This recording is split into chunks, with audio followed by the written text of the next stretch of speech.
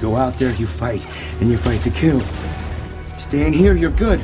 I'll send your brother to come find you, but if you step out that door, you are an Avenger. You didn't see that coming?